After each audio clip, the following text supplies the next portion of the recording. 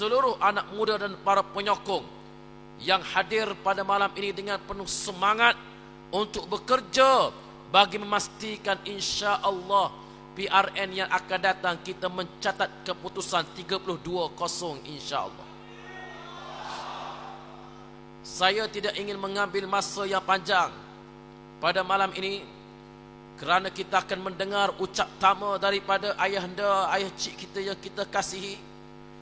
Tambahan pula sebentar tadi kita telah mendengar ucapan yang cukup baik, yang cukup mantap daripada Yang Berhormat Ustaz Hishamuddin, yang mana sekak jaga bola jadi pakar bahagian bola. Beliau yang merupakan ahli Majlis Syura yang mewakili Dewan Pemuda PAS Malaysia.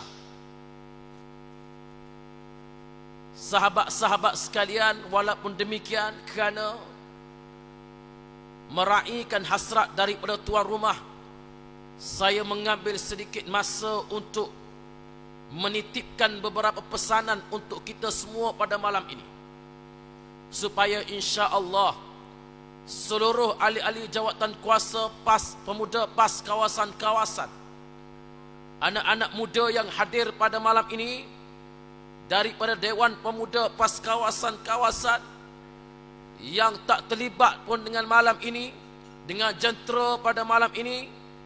Tadi saya singgah makan di sebuah kedai, orang tak terlibat dengan parti pun dia tahu bahawa malam ni ada program dan dia ucapkan selamat berjaya. Mood rakyat Terengganu ini alhamdulillah sedang berada bersama-sama dengan kita.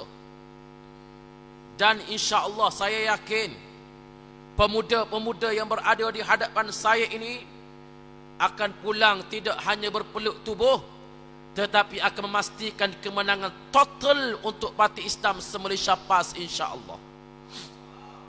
Sahabat-sahabat yang saya kasihi sekalian, pada saat kita sedang berkumpul pada malam ini, nun di Padang Arafah, sahabat-sahabat kita mengerjakan haji sedang berwukuf di Padang Arafah, yang disebut oleh Nabi sallallahu alaihi wasallam, Al-Hajju Arafah, haji itu ialah wukuf di Arafah. Kita besok ini 9 Zulhijjah jatuh pada besok hari, yang Nabi sebut di dalam hadis, siyamu yaumi Arafah ahtasibu ala Allahi an yukaffira lahu as-sanatal madiyah was-sanatal lati ba'daha. Puasa pada hari Arafah, aku mengharapkan supaya Allah mengampunkan dosa setahun yang telah berlalu dan setahun yang akan datang. Kawan-kawan kita sedang berwukuf di Arafah. Sesiapa yang pernah sampai di Padang Arafah pasti boleh membayangkan bagaimana suasana wukuf di Arafah. Nabi sallallahu alaihi wasallam di dalam peristiwa Hujjatul Wada', dalam peristiwa haji yang terakhir, Nabi bangun untuk berkhutbah pada 9 Zulhijjah tahun yang ke-10 Hijrah. Kerana selepasnya itu Nabi tak kembali semula mengerjakan haji, kerana Nabi diwafatkan oleh Allah Subhanahu wa taala. Dalam khutbah Hujjatul Wada' yang cukup masyhur, yang daripada teks khutbah ini lahirnya proses, lahirnya formula-formula panduan-panduan kepada umat Islam, yang kalau kita baca teks ucapan ini sangat-sangat menyentuh jiwa. Nabi sallallahu alaihi wasallam menyatakan, ayyuhan nas isma'u qawli fa inni la adri la alqakum ba'da ami haza fi mawqifi haza abadan. Wahai manusia, dengar kata-kataku ini baik-baik, kerana aku tidak tahu adakah tahun hadapan sempat atau tidak aku berjumpa denganmu. Bayangkan bagaimana sayunya perasaan para sahabat apabila Nabi mengungkapkan kata-kata seperti ini.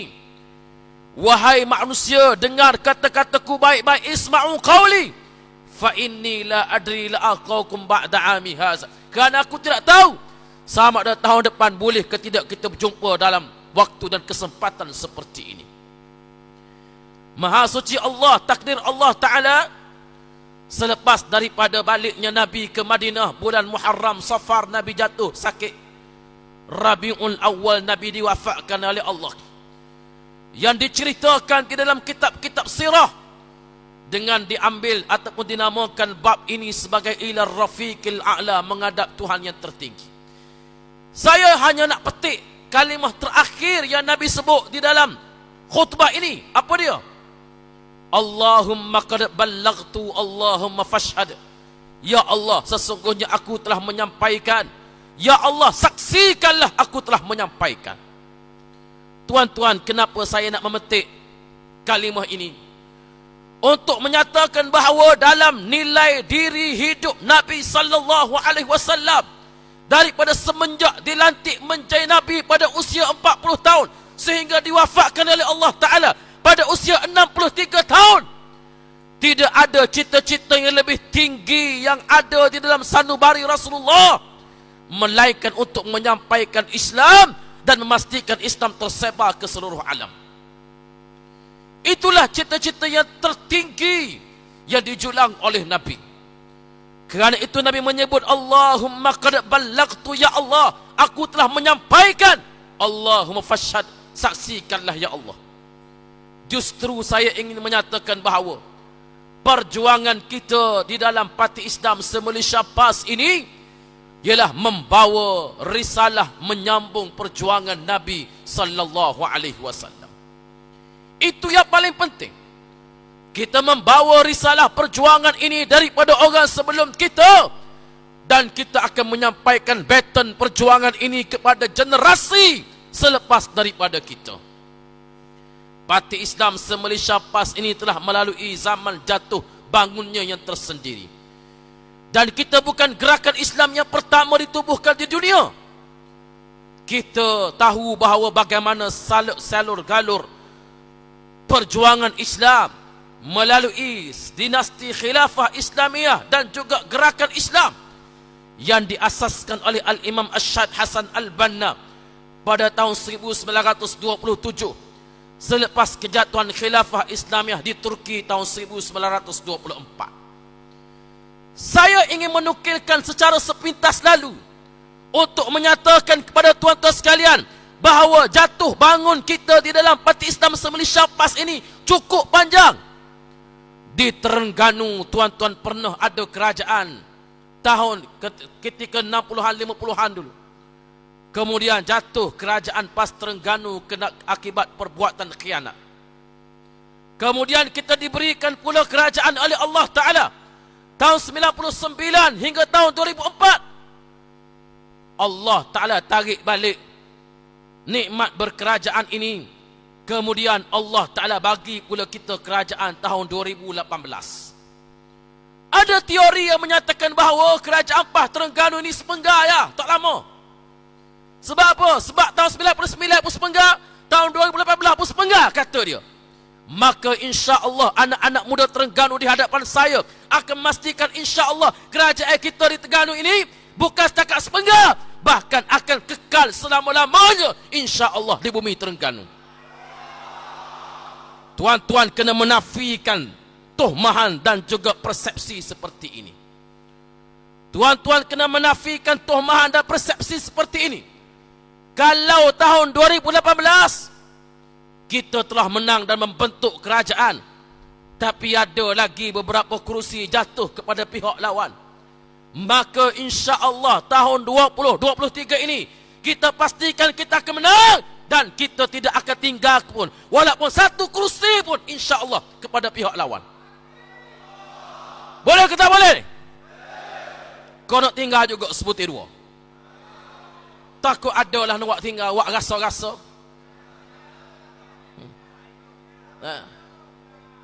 Tosohlah, tak payahlah, tak payah. Tak payahlah.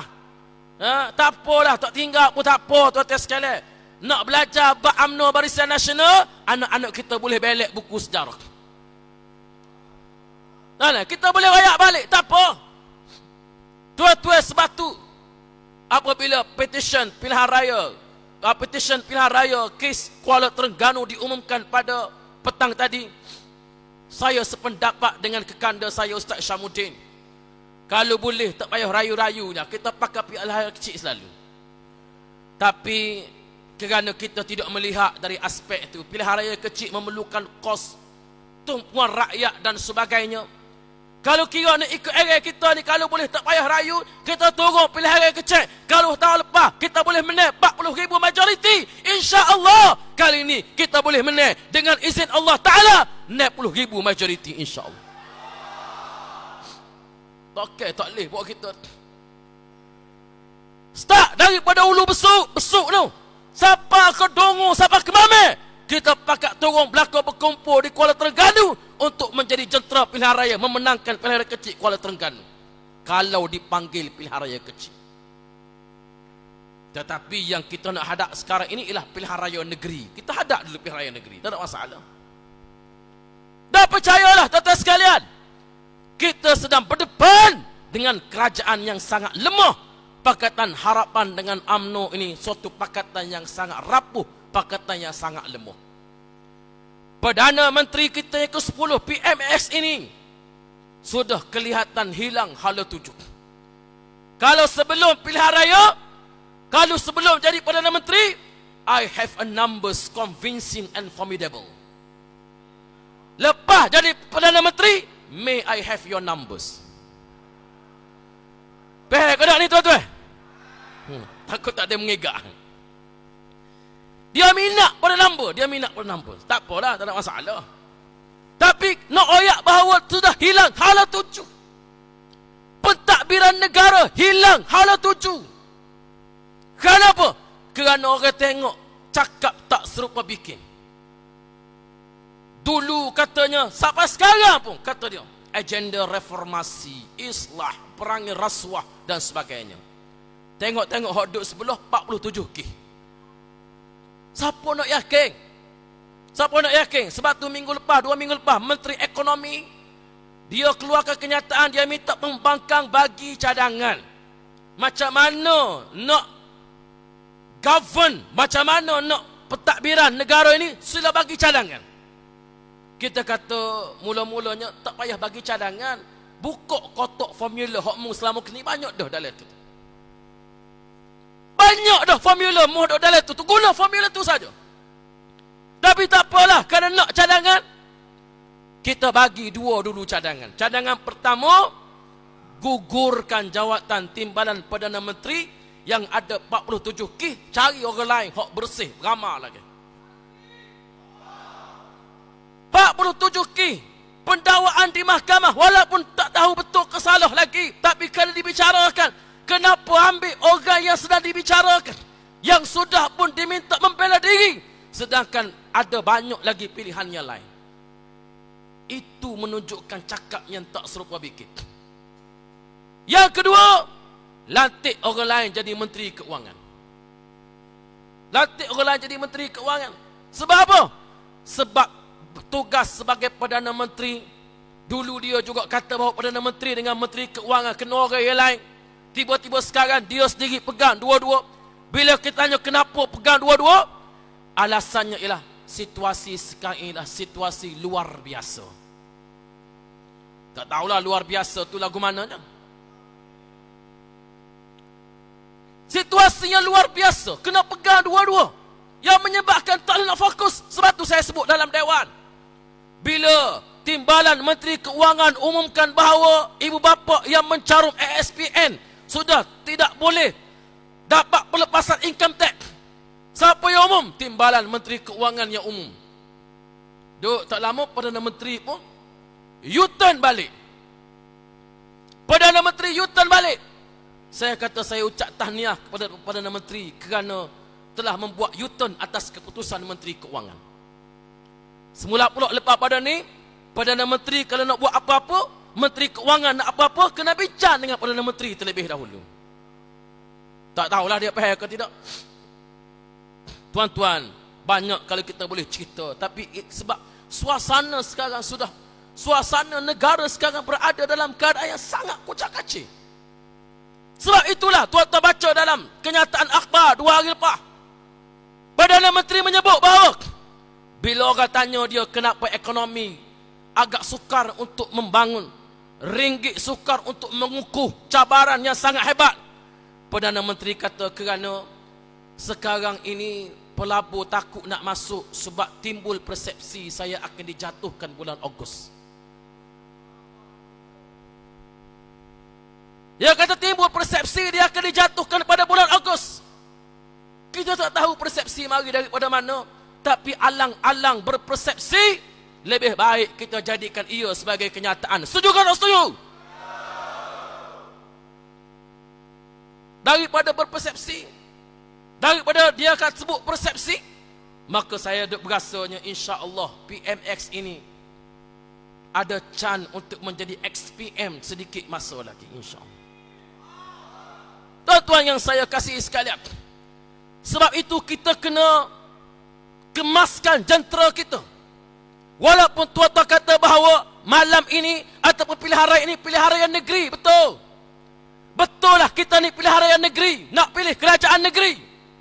Tetapi kalau kita berjaya pertahankan Kelantan, kita berjaya pertahankan Terengganu, kita berjaya pertahankan Kedah, Selangor, Negeri Sembilan kita boleh tawan, Pulau Pinang kita beri satu cabaran yang hebat.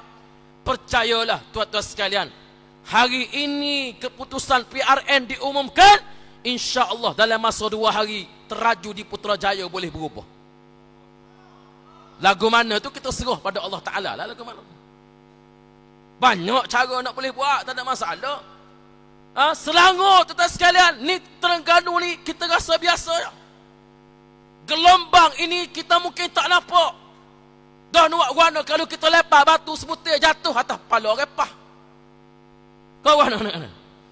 Lepas pula batu sebutir lagi jatuh atas kepala repah. Nak cari penyokong UMNO, jari butir mata. Kau ada lagi kampung kita. Adalah kali sore dua duk nusu alik tiapi. Tak apalah tuan-tuan sekalian, ini nak pilih raya ni nyadalah awak naik dera dan sebagainya. Kalau kampung saya ni tuan-tuan sekalian di Pasir Mah hari tu, awak naik dera budak-budak pah, awak naik dera belacing Allah. Tanya bapa? Tahu boleh pitih tak? Boleh pitih di awak naik dera belacing, tapi hari ngundi nya pakoh kita alhamdulillah. Jadi alik dera tak apalah, benar lah dera dia, muka dia pitih banyak, tak apa. Tapi tuan-tuan sekalian, saya nak minta tuan sekalian, atas asas pilihan raya kecil negeri Terengganu, pilihan raya competition Kuala Terengganu ini, kita ada asas untuk mengekori calon-calon pihak lawan selepas daripada ini. Ikut mereka, turut mereka, tengok molek, kalau ada sikit je sebarang huluran atau sebarang sumbangan dan sebagainya, minta rekod, insya-Allah kalau ada gapo-gapo kita buat aduan. Nak file petition payah dah, moga dia tentu kalah dah insya-Allah. Nah, tapi kita buat aduan. Sebab apa? Sebab melihat kepada jalan pembicaraannya, kita ada satu definisi baru terhadap rasuah dan juga sogokan. Tuan-tuan sekalian, saya nak sebut bagaimana di Selangor pada hari ini. Di Terengganu ni kita tak rasa sangat, tapi di Selangor tuan-tuan sekalian, saya turun ke Paya Jaras, saya turun ke Gombak, saya turun ke Shah Alam. Dalam sesi-sesi talk kita, ceramah kita, selepas daripada keluarga UMNO mari jumpa, geng-geng UMNO ni, Barisan Nasional mari jumpa, kami tutup dah pejabat cawangan, tutup. Sebab itu saya yakin insya-Allah, saya optimis bahawa pilihan raya negeri pada kali ini, UMNO dan Barisan Nasional akan totally bungkus ikat tepi dalam pilihan raya negeri. Dia dapat kursi banyak di Kelantan, Terengganu, tak apa. Berkata harapan bagi kursi pada dia di Kelantan, Terengganu banyak. Tapi di Selangor mereka dapat sikit sangat berbanding dengan Pakatan Harapan. Sebab apa? Sebab di Kelantan, Terengganu ni, PAH yang menang, Perikatan Nasional yang menang, tempat-tempat yang mereka tak boleh menang, mereka bagi kepada UMNO, Barisan Nasional. Pakatan Harapan rasa boleh menang di Selangor, di Penang, mereka ambil sama mereka, mereka tak bagi kepada UMNO, Barisan Nasional. Akhirnya tuan-tuan sekalian, UMNO Barisan Nasional menjadi parti yang digadai oleh presidennya sendiri. Kalau siapa tengok cerita Peramli masa dia gadah orang tu, ting ting ting ting ting 5 dirham, itulah proses gadaian UMNO Barisan Nasional pada hari ini. Sebab itu bila seorang pemimpin UMNO daripada Johor, dia kata Perikatan Nasional duk kutip pemimpin-pemimpin UMNO, Semua yang dikutip oleh Perikatan Nasional itu ialah level-level pendekar musta dah berlaku kata. Level-level pendekar musta. Dia tak tengok cerita Piramli bukan li. Pendekar musta ni lah koktel para peropok di buk menambel.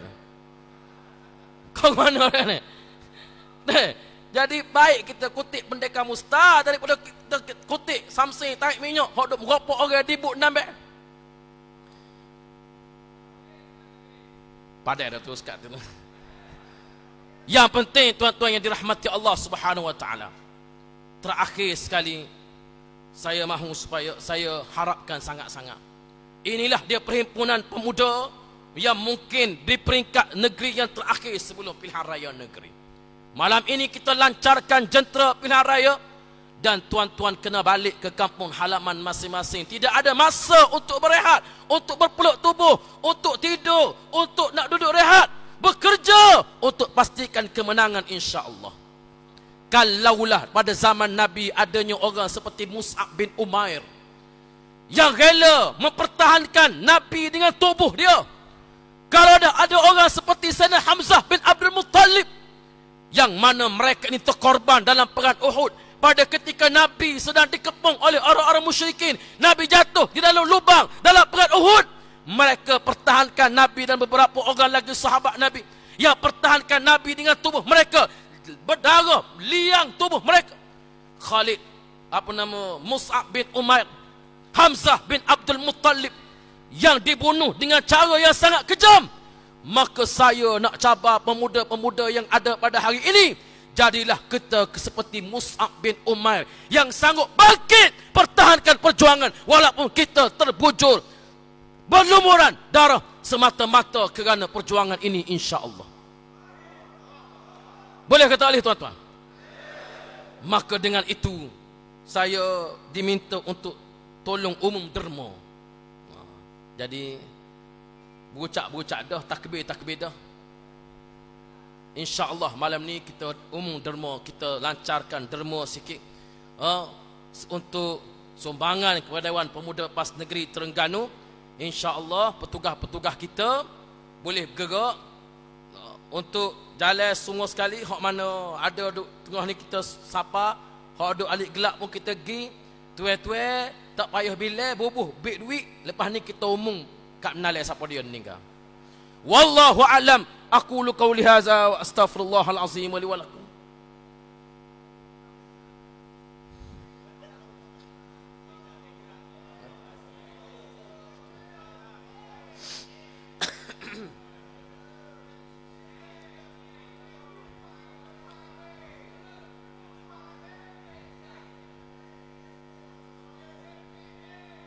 Kutip dulu. Tak apa, kutip dulu. Dia kereta api dia sampai stesen ni tak boleh dah. Dia tak boleh nak undur dah kereta api ni. Dia sapa dah stesen dia. Jadi insya-Allah dengan pelancaran derma tadi, saya mengharapkan supaya kita dapat bekerja untuk pilihan raya negeri ini dengan sebaik yang mungkin dan menatijahkan keputusan 32-0 insya-Allah. Wallahu alam. Siru ala barakatillah. Assalamualaikum warahmatullahi wabarakatuh. Takbir.